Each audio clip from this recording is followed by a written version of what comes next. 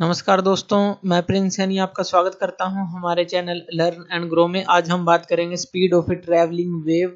इसके लिए हम एक्सप्रेशन निकालेंगे। तो इससे पहले हम प्लेन प्रोग्रेसिव वेव के बारे में डिस्कस कर चुके हैं, जिसके अंदर हमने एक इक्वेशन को डिस्कस किया था। वो क्या थी हमारी वाई एक्स टी, ये जो डिस्प्लेसमेंट था at position x at any time t, ये क्या थी हमारी r sine omega t minus k x. ये हमने इक्वेशन निकाली थी। तो प्लेन प्रोग्रेसिव वेव के केस में ये इक्वेशन हमने निकाली थी। यहाँ पर हमने जो इनिशियल फेस है वो 0 लिया है, यानी कि जो फाइन नोट है, इसलिए फाइन नोट हमने यहाँ पर नहीं लिया।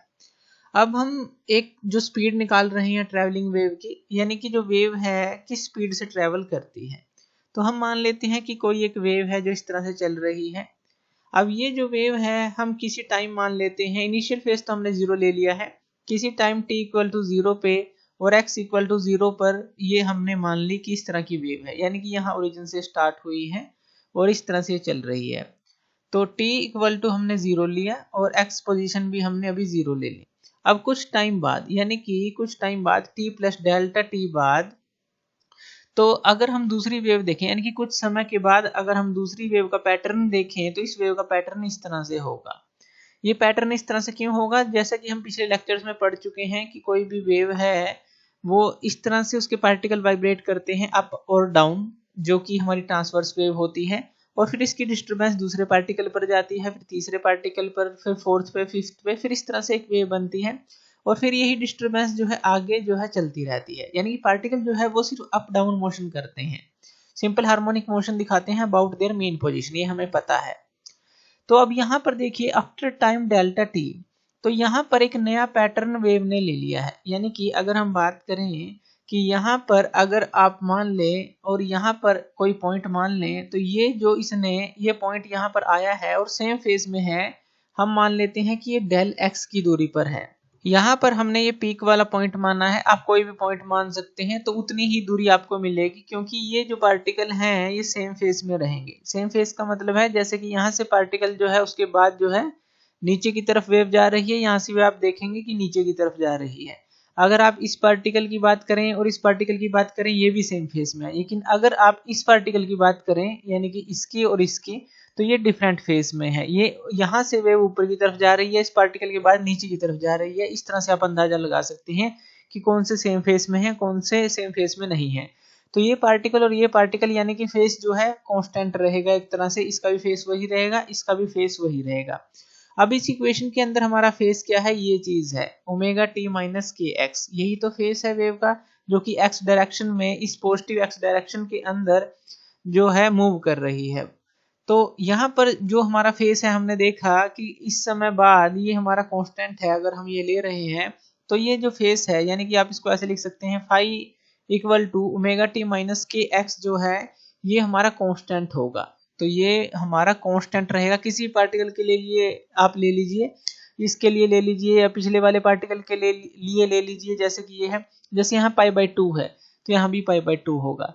यहाँ पर कोई भी फेस जो होगा तो यहाँ पर भी उस फेस के लिए ये सेम रहेगा इस पार्टिकल के लिए, यानी कि फेस जो है वो कांस्टेंट रहेगा। कोई भी पार्टिकल आप वेव का ले लीजिए। तो यहाँ पर देखिए जो फॉर्मूला होता है वेलोसिटी का, हमें क्या निकालनी है? स्पीड निकालनी है ट्रेवलिंग वेव की। तो वो क्या होता है हमारा डिस्टेंस बाय टाइम जो है, यानी कि del x by del t हम ले लेंगे, और इसको हम क्या लिख सकते हैं?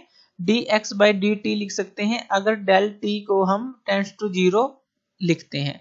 यानी कि टाइम को अगर हम जो है जैसे टी प्लस डेल टी है कम करते चले जाते हैं, जो हमारा चेंज इन टाइम है टेंड्स टू 0 करते हैं, तो D x by d T हम इसको लिख सकते हैं। अब यहाँ पर देखिए हमने बात की कि जो फेस है वो कांस्टेंट रहेगा। अब फेस को कांस्टेंट रखने के लिए हमें क्या करना है? अगर हमारा टी इंक्रीज होता है, यानी कि ये जो डेल टी है बढ़ता रहता है, तो हमारा एक्स है वो भी इंक्रीज होना चाहिए। तो तभी तो ये जो है वैल्यू जो है, या कहें कि फाई जो है वो कांस्टेंट रहेगा। अगर टी इंक्रीज करेगा तो एक्स भी हमारा इंक्रीज करना चाहिए। और ये कब होगा? जब हमारी जो वेव है पॉजिटिव एक्स डायरेक्शन के अंदर मूव करेगी, क्योंकि तभी तो टी और एक्स जो है वो दोनों ही इंक्रीज करेंगे। समय जितना बढ़ता रहेगा एक्स भी उतना ही बढ़ता रहेगा, तो तभी ये पॉसिबल होगा। अब जो ये हमारा D x by d T है, तो यहाँ पर हम जो है ये हमने जो फेस निकाला है, इसको हम जो है विद रिस्पेक्ट टू टाइम जो है डिफरेंशिएट कर देते हैं, जो हमारा ये फेस है, यानी कि हम इसको ऐसे कर देते हैं डी बाई डी टी, तो यहाँ पर ये क्या आ जाएगा हमारा omega t minus k x आ जाएगा इक्वल टू 0 हम इसको ले रहे हैं। ये क्यों किया हमने, क्योंकि प्रोग्रेसिव वेव है हमारी और पॉजिटिव एक्स डायरेक्शन के अंदर मूव कर रही है, तो विद रिस्पेक्ट टू टाइम हम इस फेस को जो है डिफरेंशिएट कर देंगे।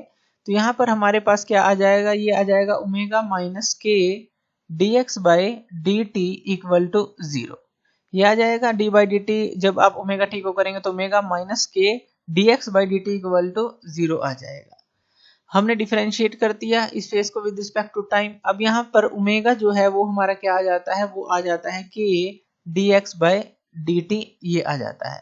और यहाँ से अगर आप इस के को ओमेगा के नीचे यहाँ पर लिखते हैं तो ये क्या आ जाएगा हमारा omega by k equal to d x by d t, ये हमारा आ जाता है।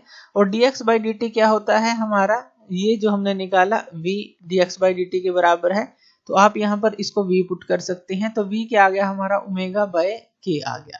अब जो ओमेगा की वैल्यू है वो हमें पता है क्या होती है, ये होती है 2 पाई टाइम होती है फ्रीक्वेंसी के, यानी कि 2 पाई न्यू होती है, और k जो है हमारा प्रोपेगेशन कांस्टेंट है जो कि हमने लिया था पिछले लेक्चर्स के अंदर भी, इसकी वैल्यू क्या होती है 2 पाई बाई लैम्डा। तो इन दोनों की वैल्यू को हम ओमेगा और k की जगह पुट कर देंगे। जब आप इसको पुट करेंगे तो आपके पास वैल्यू क्या आ जाएगी, v की जो वैल्यू है वो आ जाएगी आपके पास न्यू लैम्डा।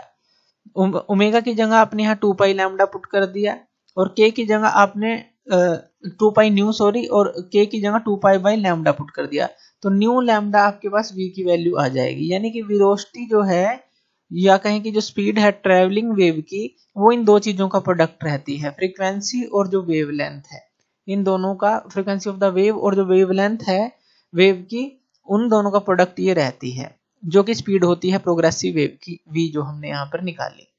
अब ये जो स्पीड होती है, अगर हम बात करें, जो भी प्रोपेगेशन वेव है जो भी आगे मूव कर रही है, प्रोग्रेसिव वेव कह लीजिए, तो वो जो है प्रॉपर्टी जो होती है मीडियम की उसके ऊपर डिपेंड करती है। जैसे प्रॉपर्टी कौन कौन सी हो गई, इलास्टिसिटी हो गई, डेंसिटी हो गई, इस तरह से जो भी मीडियम की प्रॉपर्टी है उसके ऊपर डिपेंड करेगी कितनी तेजी से उस मीडियम के अंदर मूव करती है। तो इसके अंदर इस तरह से आप इसको निकालेंगे। सिर्फ हमें जो है dx बाई dt जो है वेलोसिटी निकालनी है, तो हम क्या करेंगे, फेस को लेंगे और उसको विद रिस्पेक्ट टू टाइम जो है डिफरेंशिएट करेंगे और फिर वैल्यूज को पुट करके देखेंगे, ये फॉर्मूला हमारा आ जाएगा और इस तरह से आप वेलोसिटी को निकाल सकते हैं। तो थैंक यू वीडियो देखने के लिए, और इसी तरह की वीडियोस के लिए आप हमारे चैनल लर्न एंड ग्रो पे हमें सब्सक्राइब कर सकते हैं। धन्यवाद।